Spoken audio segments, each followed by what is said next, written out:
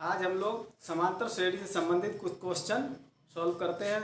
देखते हैं question number. पहला क्वेश्चन है, यदि k प्लस 2 4 k माइनस 6 तथा 3 k माइनस 2 तीन क्रमागत संख्याएं समांतर श्रेणी में है तो k का मान ज्ञात कीजिए। यहाँ तीन पद दिए गए हैं, a1 a2 और a3। ये मान लेते हैं a1 है, ये a2 है दूसरा पद, और ये a3 है। ये तीन पद दिए गए हैं, ये तीनों कहते हैं समांतर श्रेणी में है। तब हमें पता है कि तीनों समांतर श्रेणी में प्रत्येक दो पदों का अंतर, क्रमागत दो पदों का अंतर समान होता है। तो यहाँ देखिए a2 minus a1 equal to a3 minus a2। अब a1 कितना है और a2 कितना है। a2 की वैल्यू है 4k माइनस 6 माइनस a1 करेंगे तो a1 k प्लस 2 है, माइनस को है तो माइनस जाएगा तो क्या हो जाएगा, दोनों पद माइनस के माइनस 2 इक्वल टू। इसी तरह a3 की वैल्यू है 3k माइनस 2 माइनस a2 तो माइनस 4k, और माइनस करेंगे तो माइनस माइनस प्लस 6 हो जाएगा। इधर देखते हैं 4k माइनस के, तो ये कितना बचा 3k माइनस 6 माइनस 2 तो माइनस का हो गया 8 इक्वल टू। इसी तरह इधर 4 और 3k और माइनस 4k तो माइनस का k माइनस 2 प्लस 6 तो प्लस का 4, 6 से 2 गया 4। k को इधर ले आएंगे तो 3k और किधर आएगा तो ये प्लस हो जाएगा, तो ये हो जाएगा 4k इक्वल टू। 8 को उधर ले जाएंगे तो 4 प्लस 8 कितना हो गया 12, ये 12 आ गया। इधर k इक्वल टू कितना हो जाएगा 4 एकम 4 3 12, तो ये आ गया k इक्वल टू 3। यही k का मान हमें ज्ञात करना था, k इक्वल टू 3। देखते हैं हम लोग क्वेश्चन नंबर 2। समांतर श्रेणी का nवां पद 3n प्लस 2 है तो समांतर श्रेणी ज्ञात कीजिए। इस समांतर श्रेणी का nवां पद दिया गया था an equal to 3n plus 2। इससे हमें श्रेणी ज्ञात करनी है, यानी पहला पद दूसरा पद तीसरा पद इस तरह ज्ञात करना है। तो देखिए यहाँ an इक्वल टू कितना है 3n प्लस 2, तो n बराबर हम 1 यहाँ रखेंगे तो हमें पहला पद मिलेगा। प्रथम पद a1 इक्वल टू 3 इंटू, जहाँ n है वहाँ हम रख रहे हैं 1। यहाँ an था तो 1 दिया तो प्रथम पद क्या होगा a1, यहाँ n है तो क्या करेंगे into 1, n equal two plus 2, तो ये हो गया 3 बन जाए 3 प्लस 2 इक्वल टू 5। पहला पद कितना आ गया 5। इसी तरह n बराबर जब 2 रखेंगे तो दूसरा पद a2 मिलेगा। a2 equal to 3 into n की जगह कितना रख रहे हैं 2, तो 2 प्लस 2 तो 3 दूनी 6 और धन 2, तो ये हो गया 6 2 8। इसी तरह a3 n बराबर 3 रखने पर a3 मिलेगा, तो 3 इंटू 3 प्लस 2, ये 3 जा 9 प्लस 2 कितना हो गया 11, यानी तीसरा पद आ गया 11। इसी प्रकार चौथा पद निकालेंगे 3 इंटू 4 3 चौक 12 2 14 डॉट डॉट। इसी तरह हम अन्य पद भी निकालेंगे। तो हमारी श्रेणी क्या हो गई, अतः समांतर श्रेणी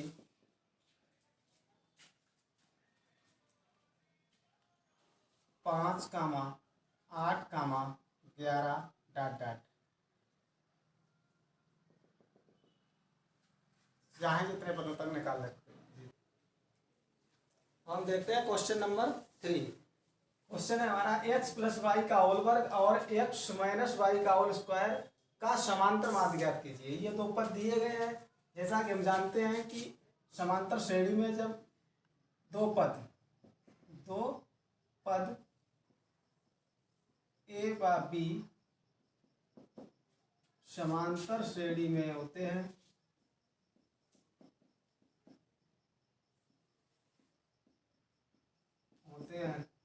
तब समांतर माध्य a प्लस b बाई 2 होता है।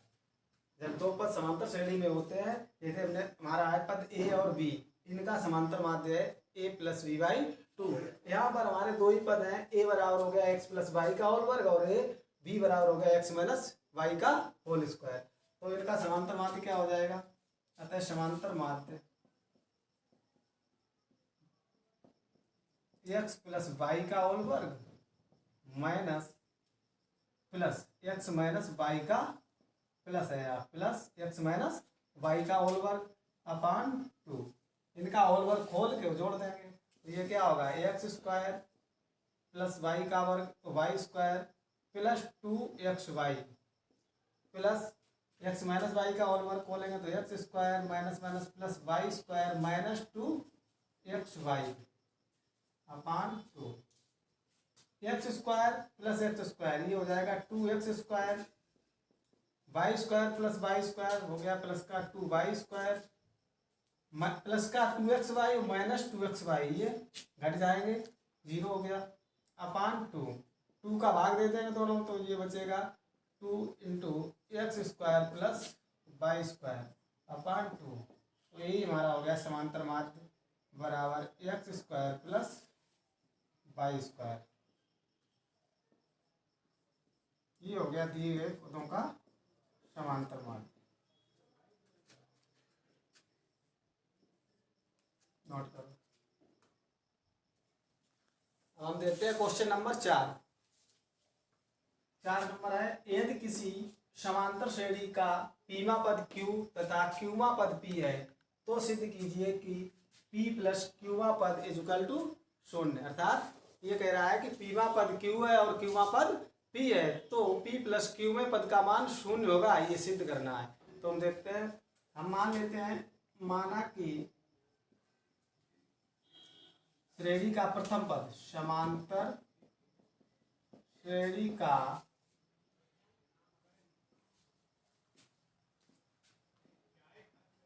प्रथम पद A व सार्वधातुक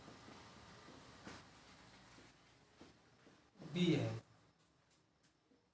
तब पीमा पद, देखिए पीमा पद कितना है, पीमा पद हो जाएगा क्या, A प्लस प्रथम पद A है, जैसे एनवा पद निकालते हैं तो A plus N minus 1 into D, तो पीमा पद जब निकालेंगे पीमा पद कितना है Q, अर्थात AP इज इक्वल टू है Q, तो AP कितना हो जाएगा A plus P minus 1 into d is equal to Q।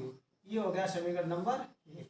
इसी प्रकार क्यूमा पद जब निकालेंगे तो क्या हो जाएगा A प्लस AQ हो जाएगा, तब तक AQ is equal to P, तो A plus Q minus 1 into D, ये कितना हो जाएगा P।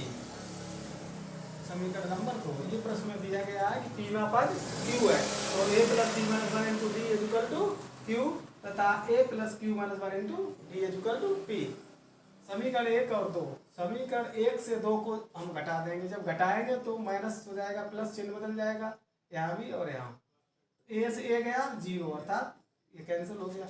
यहाँ P माइनस 1 से Q माइनस 1 घटाएंगे, D कॉमन लेते हैं, D दोनों जगह से कॉमन है तो हो जाएगा P माइनस 1 माइनस Q और minus minus plus 1 into D common है इज इक्वल टू, ऊपर Q है तो Q और नीचे माइनस P माइनस हो गया, 1 से 1 ये कैंसिल हो जाएगा, कट जाएगा 0, तो ये क्या बचा इधर P minus Q into d is equal to, यहाँ से देखिए माइनस चिन्ह कॉमन अगर ले लें तो हो जाएगा P माइनस Q, इधर P माइनस Q है इधर भी P माइनस Q है, तो D बराबर क्या हो जाएगा P minus Q upon P minus Q, minus चिन्ह अर्थात यही काट सकते हैं, यहाँ ऐसे लिख देते हैं is equal to minus P minus Q upon P minus Q। ये एक बार भाग चला गया तो ये कितना बचा माइनस 1, तो D इज इक्वल टू आ गया माइनस 1। इस D का मान समीकरण 1 में रखते हैं, ठीक, देखिए समीकरण 1 से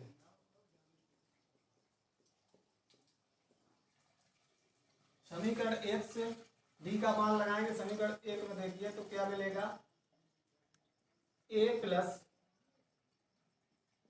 P माइनस 1 इंटू डी के स्थान पर क्या लिखना है माइनस 1, तो यहाँ हो जाएगा into minus 1 is equal to Q, तो ये हो गया A plus P minus minus का है तो ये हो जाएगा माइनस P और minus minus plus 1 is equal to Q, तो A बराबर हो गया माइनस P उधर जाएगा प्लस और इधर प्लस का Q है पहले से और 1 इधर जाएगा तो माइनस 1, ये A का मान हो गया, A इज इक्वल टू हो गया P प्लस Q माइनस 1। अब हमें सिद्ध क्या करना है, P प्लस क्यूमा पद 0 होगा, अर्थात P प्लस Q का मान निकालेंगे, उसको हमें 0 लाना है। देखिए तो P प्लस क्यूमा पद पी प्लस क्यूमा पद इज इक्वल टू क्या हो जाएगा? प्रथम पद ए है तो A plus P plus Q minus one into D. ये हमारा फार्मूला हो गया वही A plus N minus one into D से। तो हमारा पी प्लस क्यू मा पद है तो P plus Q minus one मा पद हो गया। ठीक, तो ये हो जाएगा ए का मान लगाते हैं P plus Q minus one plus ये का मान हो गया plus P plus Q minus one into D का मान है माइनस वन। माइनस वन का अंदर इसमें गुणा करेंगे तो ये हो जाएगा P plus Q minus one.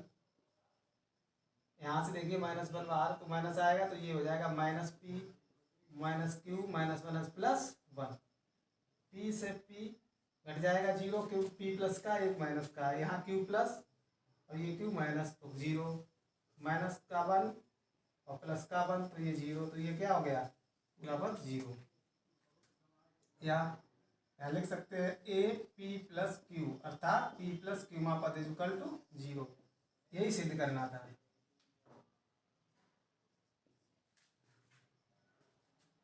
Next question number 5 देखते हैं। एक समांतर श्रेणी का एनवा पद 1/n तथा एनवा पद 1/m है तो सिद्ध कीजिए कि m एनवा पद 1 होगा तथा प्रथम पद 1/mn होगा। ये सिद्ध करना है। तो मानते हैं माना कि समांतर श्रेणी का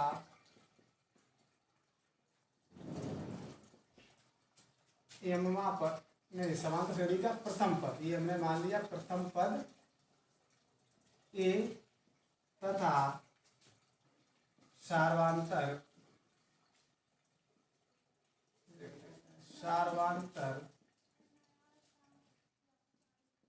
डी है। ये श्रेणी है, इसका प्रथम पद ए और सार्वांतर डी है। ठीक, तब हमारा एमवा पद क्या होगा? एमवा पद जैसे एनवा पद का सूत्र पड़ा है, एनवा पद एन इज इक्वल टू होता है A plus N minus one into D. तो यहाँ एमवा पद, तो एमवा पद क्या हो जाएगा A plus M minus one into D. ये कितना दिया गया 1/n। इसी प्रकार एनवा पद 1/m है। एमवा पद कितना है 1/nवा पद 1/m। तो यहाँ एनवे पद का सूत्र लगेगा n is equal to a plus N minus one into D. ये कितना दिया गया है 1/m। इसे समीकरण नंबर 1 डालेंगे, इसे समीकरण नंबर 2। समीकरण 1 से 2 को घटाने पर, इसको हम घटाएंगे, यही घटा देते हैं। ठीक, तो घटाने पर चिन्ह बदल जाएंगे, सब प्लस के नीचे तो माइनस हो गया, ए से ए गया जीरो अर्थात ए से ए कैंसिल। यहाँ M minus one into D से N minus one into D minus करेंगे तो डी कॉमन है दोनों जगह, तो हम लिखेंगे m minus one minus n और माइनस माइनस अंदर जाएगा तो प्लस वन और डी कॉमन तो बाहर लिख देते हैं इक्वल टू। इसी तरह ऊपर 1/n से minus 1/m, N minus 1/m।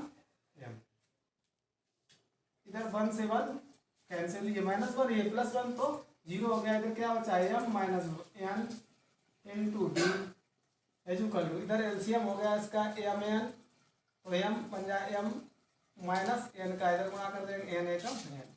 ऊपर बचा है एम माइनस एन, इधर भी एम माइनस एन है तो इसको हम यहीं कैंसिल भी कर सकते हैं। एम माइनस एन से एक बार भाग चला गया तो ये बचा डी इक्वल टू 1/, यहाँ 1 बचा ये और नीचे एम एन 1/mn।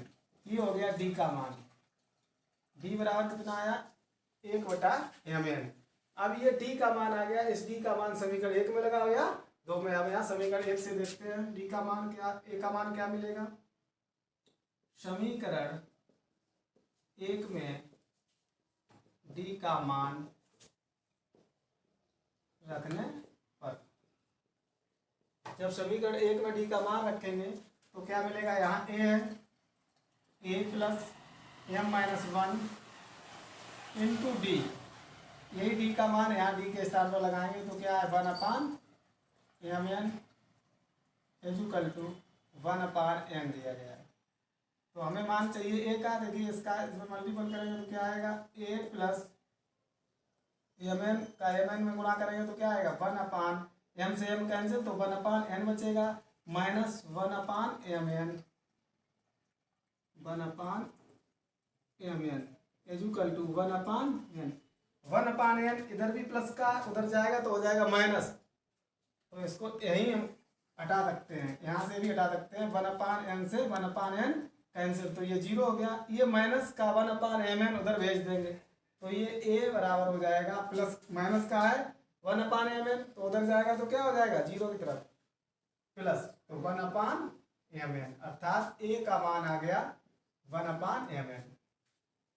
डी का मान भी यही आया 1/mn और a का मान भी mn आया। ये हमें सिद्ध भी करना था, प्रथम पद 1/mn हो गया, तो ये चीज सिद्ध हो गई, पहला पद 1/mn है। अब सिद्ध करना है mnवां पद एक होगा, तो पहले हम देखते हैं mnवां पद निकाल के अगर एक आता है तो प्रूव हो जाएगा। देखते हैं mnवां पद, mnवां पद इज इक्वल टू प्रथम पद a प्लस कौन सा पद है mn, तो mnवां हो जाएगा -1, mn-1 इंटू डी। ए की वैल्यू कितनी आई 1/mn, प्रथम पद यही तो आया a is equal to 1/mn plus m-n-1, m into n-1। डी का मान 1/mn, तो यहाँ लगा देंगे इंटू 1/mn, तो ये है 1/mn प्लस 1/mn का mn में गुणा करेंगे तो mn कैंसिल, तो क्या बचेगा 1, माइनस में करेंगे -1 में 1/mn का गुणा तो -1/mn, 1/mn माइनस 1/mn, तो ये क्या हो गया 0, क्या बचा 1। यही हमें सिद्ध करना था, mnवां पद एक होगा। देखिए एक ही आया mnवां पद इज इक्वल टू 1 प्रूव्ड। क्या